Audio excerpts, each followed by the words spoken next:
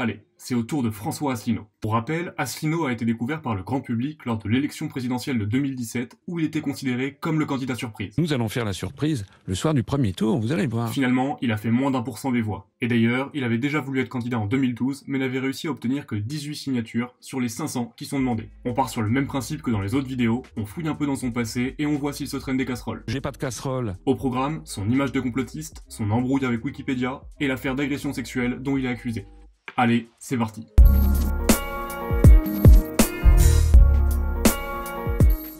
Il suffit de taper Asselineau complotiste sur Google pour voir que plein de journaux associent clairement ces deux mots. J'ai bien conscience de ça. La cause, selon ces médias, il voit l'ombre des États-Unis à peu près partout. Les États-Unis auraient eu une influence sur la construction de l'UE, les attentats de Boston, les attaques terroristes de Boko Haram, la forme de plusieurs régions françaises, ou encore la couleur du logo de certains partis politiques français.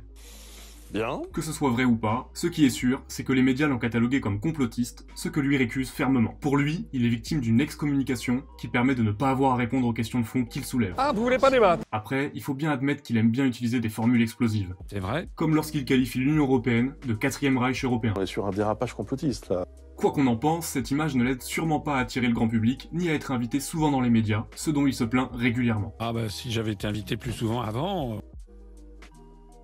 Comme il s'estimait boycotté sur les médias, Asselineau a essayé de se faire connaître via internet, et notamment sur Wikipédia. Et comme on n'est jamais mieux servi que par soi-même, il se serait lui-même chargé d'écrire son propre article sur le Wikipédia français. Seulement, là aussi ça coince. Oh non. Malgré toutes les démarches possibles, sa page est à l'époque supprimée. Lui qui voulait investir internet parce qu'aucun média traditionnel ne s'intéressait à lui, voit sa page Wikipédia supprimée, justement parce qu'il n'est pas suffisamment passé dans ces mêmes médias. C'est quand même bon, voilà. À une époque, quand tu tapais François Asselineau sur internet, tu avais accès à sa page Wikipédia anglaise, allemande, mais pas française. Heureusement, pour contrer son boycott par les médias et par Wikipédia, Asselineau a eu une idée, monter sa propre chaîne YouTube. Elle compte aujourd'hui plus de 200 000 abonnés, ses vignettes sont travaillées et il en est pas peu fier. 118 000 abonnés.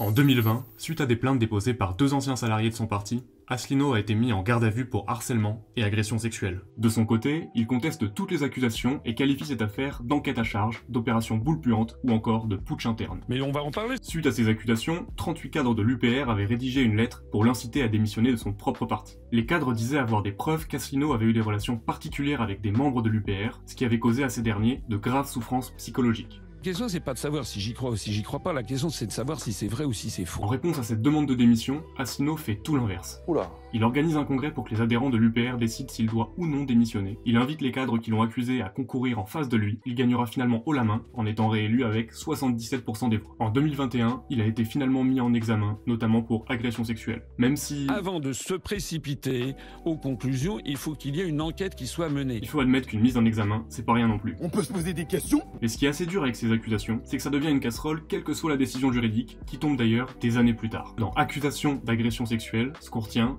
c'est agression sexuelle. Et c'est comme ça que c'est perçu par l'opinion. François Asselineau, un dernier mot? C'est lorsqu'un pays est en proie au chaos qu'apparaît un responsable intègre.